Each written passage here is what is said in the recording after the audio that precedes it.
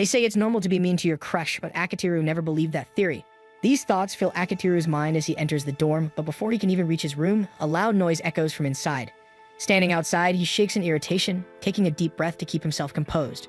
Inside is none other than Iroa singing her heart out. She sprawled comfortably, humming and belting out the lyrics to a song, which only fuels Akiteru's growing frustration. Then Akiteru finally snaps. He storms into his room and yanks the power cord from the outlet, cutting off the music instantly. Iroa turns around, completely unfazed, and greets him cheerfully before lecturing him about how rude it is to barge into someone's room uninvited. Her smugness only irritates him further, as this is his room and she's the one trespassing. He tells her to keep her volume down before she disturbs the other residents and points to her headphones as a hint. Instead of complying, Iroa teases him maliciously, implying that he wants to touch her. Akiteru shuts her down coldly, stating he has no interest in her antics. Her non-stop chatter only makes him feel sick. Then, Iroha accuses him of trying to catch her while changing, even joking that she'll call the police. In reality, Akiteru is the one who should be calling them because she broke into his room after all. He considers it for a moment but realizes that no one would believe him over her. She plays the victim too well. Iroha loves asserting her dominance over Akiteru. At one point, she even lies flat on his bed, deliberately emphasizing her chest. Akiteru looks away immediately, but she has hidden the dorm key between her chest. It's true he gave her the key, but that doesn't mean she can just walk in whenever she pleases. She pushes further, teasing that once he drives her away, they'll end up fantasizing about her. This finally makes Akiteru snap, so he grabs a spray bottle and splashes water on her face. They launch into another argument. Iroha insists that she's basically like his little sister since she's his friend's sibling, but Akiteru rejects that notion entirely, calling her a stranger. She continues to press his buttons, teasing him at every opportunity. Just then, Akiteru's phone rings. It's his uncle. He glares at Iroha, warning her not to mess around because his future depends on this call. She reluctantly promises to behave. His uncle, Makoto, is the president of HP1-3, a major entertainment company. Makoto calls to talk about Akiteru's bold application to the company without taking the proper exam. He isn't exactly impressed by the move, but since Akiteru is his nephew, he's willing to make it work under certain conditions.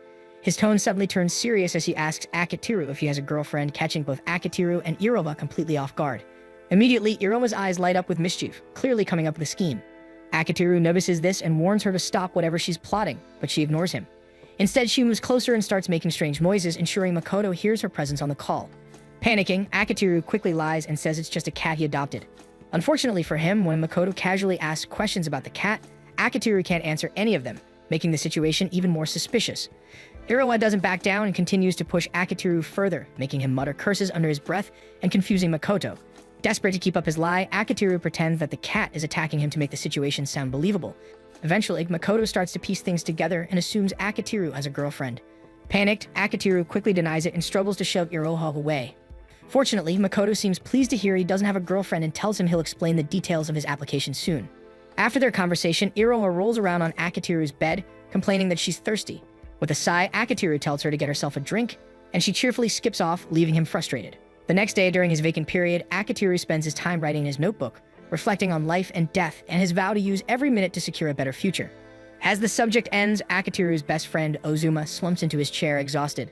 Luckily, Akiteru took notes for him, and Ozuma gratefully thanks him. To return the favor, Ozuma invites Akiteru to have some enmitsu after class. Akiteru is always amazed by how great Ozuma is as a person, but Ozuma turns the compliment back at him. He points out that Akiteru has a genuinely good heart, and that's what makes him who he is. Even though Akiteru insists that everything he does is calculated, Ozuma admires how he always thinks of others too, including him and his sister Iroha. Ozuma casually assumes that Iroha barged into Akiteru's place again, and when Akiteru confirms it, Ozuma teases that maybe she has a crush on him. Akiteru disagrees, believing Iroha just likes to mess around. Ozuma argues that it could be her way of showing affection, but Akiteru stands firm in his belief, and if she truly liked him, there'd be no reason to torment him so much. Before their conversation can go further, a fiery teacher enters the room, warning the students not to waste her time. Everyone quickly rises from their slouched positions, and just like that, homeroom begins. After class ends, a classmate rushes up to Akiteru, telling him that a cute first-year girl is looking for him. Sure enough, Iroha is waiting by the door. When confronted, she tries to act sweet and composed, but Akiteru bluntly tells her to drop the act. Instead of backing down, Iroha pretends not to understand and continues to act wholesome in front of everyone, making Akiteru look like the bad guy. She invites him to walk home together, but when Akiteru turns to grab his things, she adds that she wants to be alone with him, excluding Ozuma. This startles Akiteru, and he reacts loudly. Iroha seizes the moment, acting cute and declaring they're a couple. The entire class gasps, including Akiteru, but she doesn't stop. She dramatically sheds fake tears, fully committing to her act and leaving Akiteru flustered. Ozuma suddenly arrives, curious about what's going on. Iroha immediately tells him that she and Akatiru are going out alone, which makes Akatiru panic even more. He quickly grabs her by the hand and drags her away for a serious talk. Face to face, Iroha keeps insisting that they're together, even though it's obviously not true. She reveals her motive came from the earlier phone call, as she figured he might need a girlfriend to impress his uncle. She smugly declares that she's out of his league, so it's basically his win. But Akatiru isn't amused at all. He sternly tells her not to interfere because his future is at stake. Before he can walk away, Iroha suddenly hugs him from behind. She teases him to notice her, saying the future doesn't matter and what matters is the present. With tears in her eyes, she admits she cares about him deeply and just wants them to stay close forever. For a moment, Akatiru is taken aback, thinking she's being sincere. His guard softens, but just as he's about to believe her, Iroha breaks into a mischievous laugh, revealing it was all an act. She teases him for falling for her act and even jokes about how much she wanted to confess like that. Akatiru is too flustered to respond, his face heating up as she notices his red ears and assumes he's embarrassed. He bursts out in anger, declaring that he'll never believe anything she says ever again. Enraged, Akatiru chases after Iroha down the stairs, but she escapes before he can catch her. Later, he meets his uncle Makoto at a cafe to discuss his application to HPW. Makoto mentions that someone else will be joining them but wants to talk to Akatiru privately first. He brings up the fact that Akatiru has already released a game. Akatiru clarifies that it was a team effort with 5 members in total, Ozuma as the programmer and Akatiru serving as both producer and director. Together with 3 other members, they formed the Fifth Floor Alliance. He admits that the game's success wouldn't have been possible without his team. Makoto notes that the industry has already started talking about their sudden rise, acknowledging their impressive accomplishment. He admits that even he couldn't have done something like that when he was in school, so Akatiru deserves the popularity. Before diving deeper into the topic, Makoto encourages Akatiru to order something first. Akatiru assumes the person joining them might be a manager or representative, so he brings his proposal, ready to make a good impression. As Makoto gives their order, he casually flirts with the waitress, even asking her out for dinner despite her clearly being at work. Akatiru is shocked by his uncle's boldness and calls him out, but Makoto confidently says he knows how to leave a lasting impression on girls, and seeing the waitress's expression confirms it. Flustered, Akatiru excuses himself to the bathroom to calm down. He closes his eyes to forget what he just saw, so he fails to notice the sign saying the lock is broken. He opens the door without thinking and accidentally walks in on Mashiro, who's still sitting on the toilet. Before he can react, Mashiro punches him in embarrassment. Meanwhile, at Akatiru's office, Iroha is bored since he's not around to mess with. A colleague asks her about their relationship, but she firmly says there's nothing going on. Back at the cafe, Akatiru discovers that Mashiro is actually the other person his uncle invited. She's his cousin, Makoto's daughter, and they used to play together as kids, though he didn't recognize her at all now that they're grown up. Makoto then reveals his plan. He wants Akatiru to act as Mashiro's fake boyfriend in exchange for pushing through his application to HPW, leaving Akatiru completely stunned. Mashiro finds the idea ridiculous, but Makoto is completely serious. He explains that he's worried about her transferring from an all-girls school to a co-ed one, so he wants someone to watch over her. Despite his reasoning, Mashiro firmly rejects his plan. Curious, Akatiru asks why she needs to transfer, but Mashiro refuses to let him know, prompting Makoto to hold back the full story. The only detail Makoto reveals is that Mashiro barely attended high school and she's been a truant. Surprisingly, Akatiru doesn't pry any further. For him, that single fact is enough to understand their concern, and he doesn't dwell on her past. Since the condition is tied to his team's employment at HPW, Akatiru decides to accept the arrangement. Mashiro, though clearly reluctant, eventually agrees as well, under the strict condition that their relationship will remain entirely fake. With the deal sealed, Akatiru extends his hand to Mashiro, but she refuses to shake it, still holding a grudge over their awkward bathroom encounter. Watching the exchange, Makoto smiles, convinced they'll get along, though both of them strongly disagree. But before leaving, Makoto reminds Akatiru that as Mashiro's fake boyfriend, any real romantic moves are strictly forbidden. Akatiru doesn't see this as a problem, considering Mashiro clearly dislikes him anyway. Reflecting on everything, he still can't understand why people say being mean to someone means they are romantically interested. He's surrounded by aggressive girls after all. Nonetheless, his fake boyfriend job starts tomorrow. The next day, Akatiru is greeted by Iroha, who immediately senses that something's off. She tries to pry, guessing that his mood has something to do with the meeting. He refuses to tell her, but she remains persistent and follows him. Neither of them notices Sumire leading Mashiro around. Once classes begin, Mashiro is asked to introduce herself to Akatiru's class. Out of nervousness, she blurts out that she's also dating Akatiru. The class erupts with whispers, wondering why someone like her would waste her looks on a nobody like him. Suzuki, one of the boys, asks how they met, and Mashiro accidentally says they met in the bathroom.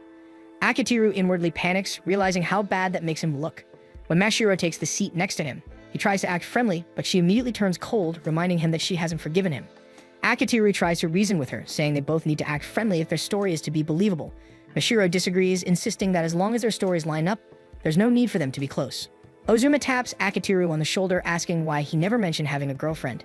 Akatiru apologizes for keeping secrets but hints that he and Mashiro aren't actually dating.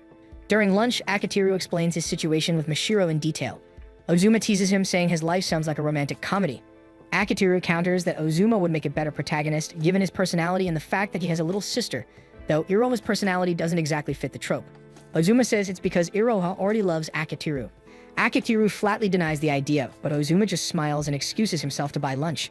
Suzuki approaches Akitiru, asking how he managed to get a girlfriend when everyone thought he was already dating Iroha. Feeling Mashiro's icy glare, Akitiru quickly clarifies that Iroha is Ozuma's little sister, then changes the topic to Suzuki's crush on their teacher, who's rumored to like macho guys. Hearing that, Suzuki gets fired up and storms out of the classroom. Akitiru, still feeling Mashiro's cold stare, sighs and asks if she has a problem. Mashiro demands that Akitiru bring her rice balls filled with seafood, declaring that since they're dating, it's his duty to serve her. She even threatens that if he refuses, she'll call off their fake relationship. Reluctantly, Akitiru does as he's told and returns with 2 rice balls and a drink for her. He sits back down and quietly eats a piece of bread he bought for himself. He briefly wonders if she might be jealous after overhearing his conversation about Iroha, but dismisses the thought since Mashiro clearly hates him. Classes resume as Sumire steps to the front of the room, asking the students if they've all completed their homework. One boy raises his hand and admits that he forgot, prompting Sumire's anger. She launches into a lecture about responsibility, warning them that without discipline, they're nothing more than scum. The student tries to explain himself, but Sumire cuts him off, though she eventually lets it slide on the condition that he promises to do better. Akitiru glances at Mashiro and notices how intently she's watching Sumire. He notes that Sumire might not be the ideal homeroom teacher for a transfer student. When class ends, Sumire pauses at the door to call out Akitiru. She instructs him to meet her in the counseling room to discuss an assignment. Akitiru calmly agrees, but as soon as Sumire leaves, several boys approach him in concern, wondering how he can stay so composed when everyone knows how terrifying she is. He simply replies that she's not going to kill him, then heads for the counseling room. When he arrives, he's signaled to enter, only to be greeted by the sight of a torture chamber. He takes a seat at the center, and almost instantly, Sumire's demeanor changes. She bows to the ground, nervously asking for his forgiveness. Akitiru's attitude shifts as well. He suddenly seems far more confident than before. Sumire stammers through excuses about being overwhelmed with lesson plans and teaching duties. Akitiru pulls out his phone and shows her the notifications he received about her online activity, revealing that she's been doing other things instead of working. Sumire's teaching identity is Shibuku Murasaki. In class, she's feared as the strict, venomous queen, but to Akitiru and the rest of the Fifth Avenue Alliance, she's simply Sumire, their illustrator who always struggles to meet her deadlines. Akitiru points out Sumire's harsh words in class earlier, which visibly hurt her pride. She explains that her strict teacher persona isn't who she really is, since it's all just part of the act she plays in front of her students. Sighing, Akitiru decides to change the subject and asks about her progress so far. Sumire grows nervous and shows him her tablet, revealing a completely blank page. Irritated, Akitiru tries to throw her into one of the torture machines, then tugs on her ponytail as she struggles to get away. Sumire insists that she's suffering from artist block. Letting go of her hair, Akitiru sighs and tells her she should come to him if she was having trouble. Sumire protests, saying that doing so would ruin her cool image. Clearly losing patience, Akitiru presses a few pressure points on her shoulder in frustration. Once he releases her, he mutters that he never imagined Sumire could be so hopeless. He recalls the first time they met. He was scouting for potential illustrators at a manga convention but hadn't found anyone. Just as he was about to give up, he noticed a comic depicting a taboo romance. The artwork was so detailed that it immediately caught his attention. When he approached the artist to ask if she'd join his project, she turned around, and to his shock, he realized it was his homeroom teacher. That was when Akitiru decided to use what he knew about her secret to keep her working for him. Sumire still wishes that the encounter had happened differently, as it gave Akitiru the leverage to control her reputation as a reliable teacher. Akitiru tells her it's her own fault, and now that she's part of his team, she'd better start making drafts for the game. Sumire groans that she still can't draw because of her artist block. Akitiru suggests that they just sleep on it, but Sumire misunderstands and blurts out that she doesn't like boys 15 years and older. Akitiru scolds her for even thinking that way and tells her to eat something to get her blood flowing so she can focus on work. He also grants her a half-day extension, which immediately lifts her mood. Before he leaves, Sumire asks about his real relationship with Mashiro. Akitiru admits that it's a fake relationship he accepted to help them gain support from his uncle's company. Sumire then reveals that the school has special instructions on how to handle Mashiro's case. Akitiru immediately guesses that it's because she's a shut-in. Akitiru admits that that's all he knows, so Sumire explains that Mashiro was bullied at her previous school. Some of her classmates had discovered a secret she was keeping and used it to hold power over her. Sumire admits she doesn't know what the secret is, but she asks Akitiru to help make Mashiro's school life as comfortable as possible. She says she wants Mashiro to genuinely enjoy her time here, and she's confident Akitiru can make that happen. Akitiru brushes off the praise, but Sumire insists he should take the compliment, reminding him that both she and Ozuma are also grateful for the impact he's had on their lives. Flatly, Akitiru tells her that flattery won't earn her another deadline extension. Afterward, Akitiru returns to the classroom and asks Mashiro if she'd like to walk home together. Mashiro, however, coldly tells him to stay away from her. Whispers spread quickly, with some teasing that Mashiro must be its tsundere, and that the two of them act like a married couple. Hearing the comments, Mashiro grows flustered and bolts from the room. Akitiru watches her leave, wondering why she acts so cold toward him. Ozuma, noticing his expression, remarks that he doesn't think Mashiro is a bad person at all. Akitiru agrees but says she should at least let him get close enough to protect her. He asks Ozuma for advice, but Ozuma admits that Akitiru has a tough case, given that Mashiro already views him negatively. Alone in the shoe locker area, Akitiru suddenly feels a pair of arms wrapped tightly around him from behind. A familiar, irritating voice follows and he immediately recognizes it as Iroha. He asks her to get off, but she insists that she's simply showing him kindness by keeping him company. Pressing herself closer, Iroha teases that if he really wants her to let go, the softness he's feeling will disappear. It's only then that Akitiru realizes her chest is pressing against his back.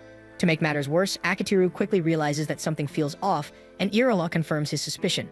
She admits that she isn't wearing underwear. She explains that she recently grew a little, making her undergarments too tight. Even her school uniform had become so snug that some of the buttons popped off, meaning that if she pulled away from him now, she'd end up exposed. Akitiru has a hard time believing her, but the slim chance she might be telling the truth keeps him from pushing her off. If she's lying, he'll just look like a fool. But if she's not, forcing her away could spell disaster, not only for his friendship with Ozuma, but also for their group's deal with his uncle's company. After all, if anyone sees them like this, people will assume he's cheating on Mashiro with Iroha. Deciding to minimize the damage, Akitiru quickly hooks his arms around Iroha's legs, shifting her into a piggyback position. Iroha panics as Akitiru taunts her, trying to get her to admit she was lying, but she stubbornly refuses. Akitiru bolts out of the school, taking a side route to avoid being seen. Iroha grows flustered from the sudden dash and blurts out that she surrenders, prompting Akitiru to finally stop. He doesn't let her down immediately, making her apologize for lying just to tease him. When he finally drops her, he scolds her for her behavior, only to realize she was partially telling the truth about not having underwear on. They end up walking home together, and Akitiru asks if she has any advice on befriending a difficult girl. Iroha pales, assuming he finally has a crush, but Akitiru quickly corrects her and explains the situation with Mashiro. He clarifies that his efforts are mainly for his own benefit, but Iroha insists that deep down he genuinely wants to be friends with Mashiro. With a grin, she tells him to leave it to her, and that she'll teach him how to win over Mashiro.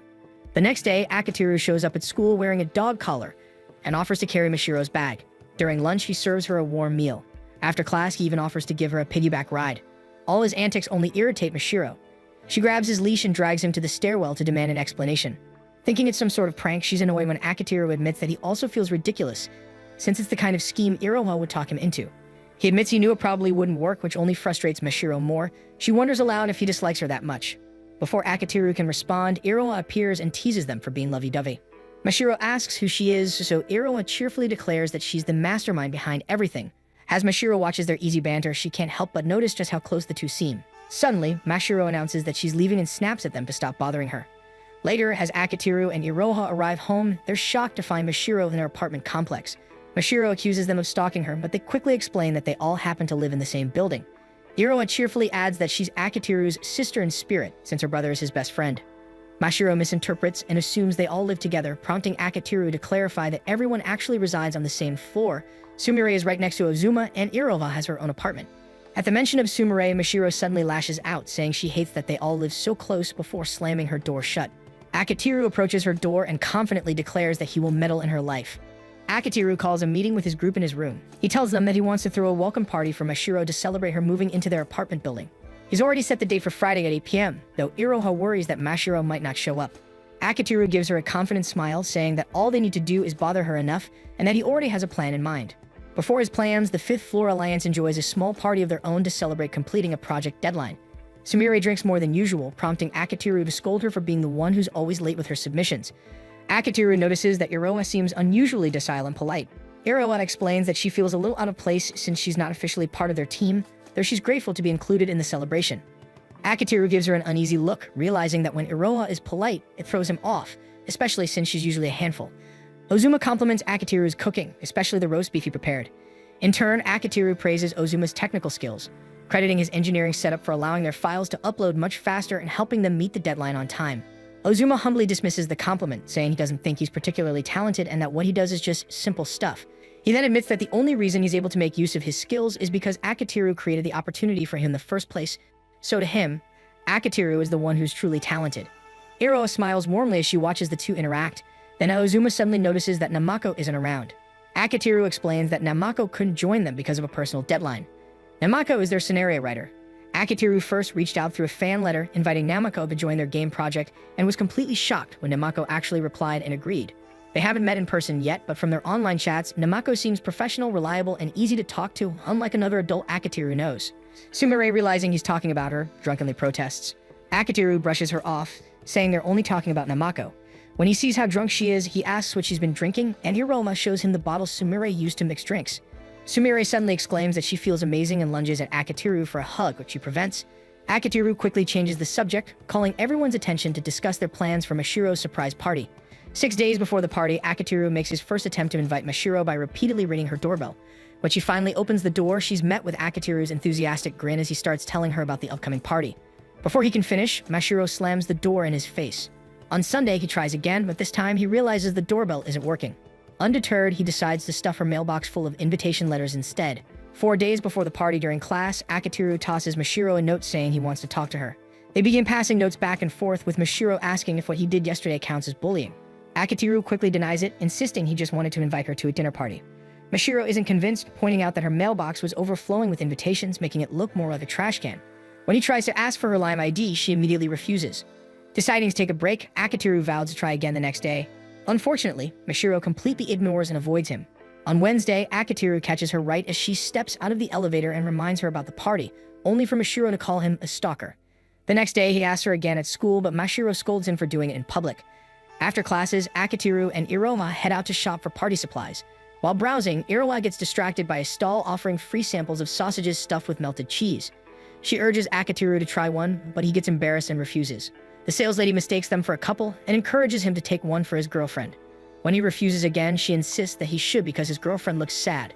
Not wanting to be embarrassed by Iroha, Akitiru reluctantly agrees to try it. But as he reaches for the sausage, Iroha pulls it away, teasing that if he really wants it, he should beg for it. Realizing she's only doing this to embarrass him, Akitiru decides it's best to play into her hand. When Iroha offers to feed it to him, he silently vows to get her back for this later. He eats the sausage and admits it tastes great, while the saleslady watches them fondly from her stall. As they move to a different aisle, Akitiru asks how Iroha can so easily say "I love you" to people. Iroha replies that it's easy when she genuinely cares about them, prompting Akitiru to quietly compare her to Mashiro, who struggles to be honest with her feelings. Iroha asks if Akitiru has managed to get Mashiro to accept their invitation. Akitiru admits he's a bit lost on what to do next. As Iroha reaches for a can of tomato sauce on a high shelf, she struggles to grab it while telling him that maybe he just isn't trying hard enough.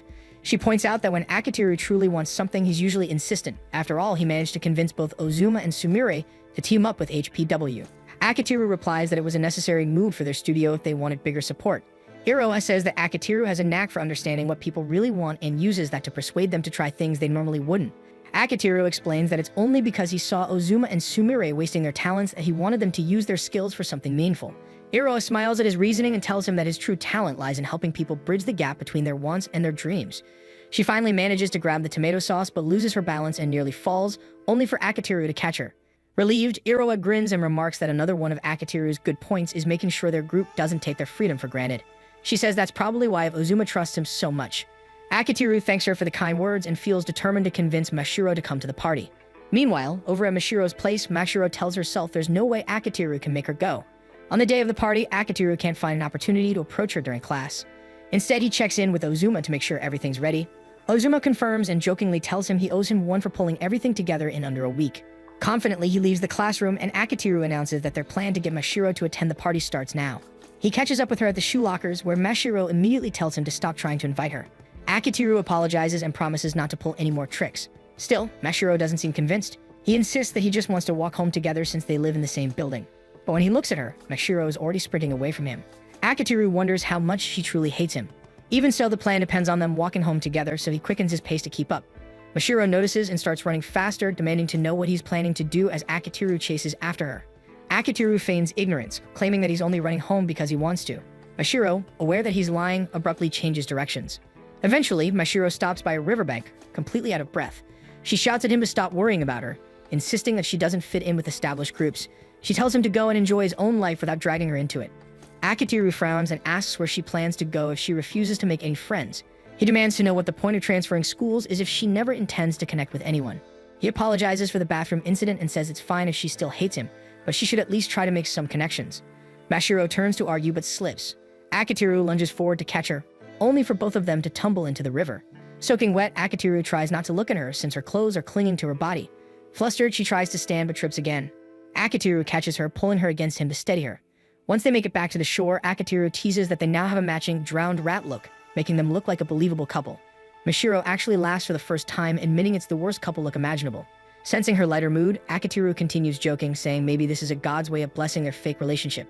Mashiro dryly replies that such a god deserves to die, and Akitiru tells her that if she keeps praying, maybe she'll start feeling better about herself. She admits that no amount of praying will suddenly make people who hate her start liking her. Curious, Akitiru asks why she's so stubborn even though he's trying to get along with her. Mashiro blurts out that it's because of the deal he made with her father, but quickly takes it back, saying she knows it isn't his fault. She adds that she genuinely hopes he doesn't hate her. Akitiru reassures her that no one actually hates her. Mashiro hesitates and confides that she's scared of not fitting in and of being ignored. Seeing she's about to talk herself down again, Akitiru gently tells her there's nothing wrong with feeling that way. He admits that he isn't exactly someone who stands out either. He often gets overlooked because he doesn't have any remarkable skills. Akitiru claims that he's just an ordinary person with an ordinary set of skills. His comment makes Mashiro protest, insisting that he isn't ordinary at all since he's the leader of the 5th Floor Alliance. Akitiru looks at her in surprise, wondering how she knows about his group. Mashiro quickly covers it up by saying her father often talks about the game he developed since it earned a lot of money. Akitiru corrects her, saying that all the earnings just go back into the game's development costs. Mashiro then remarks that he could easily be the most popular student in their class, but Akitiru reveals that no one actually knows he or the others are behind the hit game. She's surprised and asks if he's afraid of being made fun of. Akitiru says he just wants to stay humble about their success and not let the attention give him an inflated ego. Listening to him, Mashiro smiles and fondly calls him weird. Eventually, they return to their apartment building. Mashiro still refuses to attend the party, though she admits she's thankful for the invitation. As she walks toward her door, Akitiru asks if she can start treating him normally next week. She agrees but pauses when she notices her door is unlocked. They begin to think that someone might have broken in. Akitiru steps in front of her, offering to go inside first to make sure it's safe. Slowly, they enter the apartment together. Just as they're about to reach the main room, Akitiru mutters something strange under his breath, then pushes Mashiro gently forward as he swings the door open. Mashiro is greeted by a loud pop of confetti and cheers from the other residents of the 5th floor. Completely bewildered, Mashiro demands to know why everyone is inside her apartment. Akitiru sheepishly explains that this is actually his place. They'd put up a divider to make it look like his unit was the last one in the hall, so she'd think it was hers. Mashiro frowns and asks why they went so far when she doesn't even consider them her friends. Iroa chimes in that none of the tenants are really friends except Akitiru and Ozuma, though she'd rather they were a couple. Sumire immediately jumps on the idea, imagining an entire romantic scenario between them, earning her a hit from Akitiru. Iroa continues, explaining that since they all live on the same floor, they naturally started doing things together. Mashiro guesses she means the game, surprising Iroa that she knows about it. Iroa clarifies that she isn't actually part of the team. Akitiru adds that it's fine if Mashiro doesn't think of them as her friends, she could just think of them as her fake boyfriend's friends for now. He mentions that there's one more member, Namako, who isn't present but is still an invaluable part of their group. Mashiro smiles at being included and finally decides to join the party. After the party, Iroa bursts into Akitiru's room and tries to hug him, but he immediately dodges. Getting serious, she praises him for successfully inviting Mashiro and tells him he's a really kind person. Iroa then thanks Akitiru for letting her be part of their group, without revealing that she's actually the voice actor for the 5th Floor Alliance's game. Iroa talks about her role as the secret voice actor for the 5th Floor Alliance. Even the other members don't know that she's been doing the voice acting, but she's still grateful to be included in their get-togethers as an outside participant. She's also happy that it was Akitiru who discovered and approached her in the first place. Akitiru decides to talk to Iroha about the past. In his story, Akitiru approached Ozuma and asked if he could show him his experiments. Ozuma agreed on the condition that Akitiru came over sometimes to check on them. Akitiru accepted, and that was how their friendship began. Not long after, Akitiru's parents left to work elsewhere, and he started living in the same building as Ozuma. One afternoon, Akitiru caught Ozuma studying the floor tiles. When he asked what Ozuma was doing, Ozuma claimed he was just playing with numbers in his head, using the tiles as his reference. Akitiru offered to let him stay at his place, but Ozuma declined, saying his sister would be arriving soon. Just as he said that, Iroha appeared, looking confused to see Ozuma outside their door. Ozuma explained that he had forgotten his keys and was waiting for her. Iroha then noticed Akitiru, prompting Ozuma to introduce him as his friend, neighbor, and classmate. Iroha let a surprised expression slip since she didn't expect Ozuma to have a friend. Akitiru introduced himself politely, and Iroha did the same. That was the first time Akitiru met Iroha. He remembered her as reserved and polite, nothing like the outspoken girl she was now. The next day, Akitiru brought up Iroha since Ozuma had never mentioned her, and she was rarely seen around the building. Just then, Otoi walked into the classroom, catching everyone's attention because she was believed to be suspended. Otoi walked up to Akitiru and Ozuma and told them she needed to speak to them. They agreed, and once they were in a more private spot, Otoi apologized and offered them candy. Akitiru pointed out that it was against school rules, which amused Otoi. She said they shouldn't be so uptight, especially towards someone who had been skipping school. Her words confused them, since they had assumed she was suspended. She felt a little disappointed by the rumors, since she had never done anything that would get her suspended. Ozuma suddenly asked if he could take one of the candies. As he plucked one from her hand, Akitiru reluctantly took one as well. Otoi asked if Iroha was Ozuma's sister and said she wanted to know what kind of girl she was. Ozuma struggled to answer, which surprised Akitiru since Ozuma was usually very direct. Otoi got impatient, saying it should have been an easy question. Akitiru reasoned that it was difficult for Ozuma because he didn't know the intent behind it. Seeing his point, Otoi revealed that Asagi had noticed Iroha seemed to be taking an interest in delinquents like them, so she wanted to know if Iroha fit that type. However, based on their reactions, Otoi guessed she was wrong and that Iroha was just a typical honor student. She admitted she had hoped they'd know Iroha's true personality. Akitiru asked if they planned to welcome her into their group, and Otoi admitted that if Iroha were to approach them, they would welcome her. She then left, and Akitiru asked Ozuma if he was okay, since the question should have been easy to answer. Ozuma admitted that he and Iroha didn't really talk much, so there wasn't much between them besides blood relation. Ozuma shared that the previous day had actually been the first time they had spoken in 2 months. Akitiru was shocked since it was the first time he had heard of siblings who lived together but barely talked. He asked if their parents ever brought it up, but Ozuma said they didn't since both of them were rarely home. Akitiru couldn't help but feel concerned about Ozuma's family situation. Wanting to help somehow, he asked Ozuma if he could hang out at his place after school to play some games. After school, Ozuma welcomed him in, and the first thing Akitiru noticed was that the living room had no television. Ozuma explained that there wasn't one because he spent most of his time in his room. They headed to his room, and Akitiru was greeted by a complete mess, with items scattered all over the floor. He told Ozuma to try cleaning up, but Ozuma said he liked it that way because he knew where everything was. He also claimed that living in clutter helped him come up with better ideas. He handed Ozuma his game console so he could hook it up. While Ozuma worked on it, Akitiru noticed that Ozuma had built his own PC. They started playing, and soon Akitiru heard Iroha enter the apartment. He excused himself, saying he needed to go to the bathroom, but in truth, he just wanted to learn more about Iroha. As he leaned closer to hear what Iroha was doing in her room, he noticed that it sounded like she was talking to someone. Just as he tried to make out the words, Iroha unexpectedly opened the door to step out, leaving Akitiru frozen awkwardly in front of her. She was about to scream, but Akitiru quickly covered her mouth and pulled her into her room, shutting the door behind them. He told her he would remove his hand if she promised not to scream. When she nodded, he let go, only for her to slap him. Iroha then realized the person she had hit was Akitiru, and he hurriedly tried to explain himself. However, Iroha had already decided he was a creep who snuck into people's homes to eavesdrop.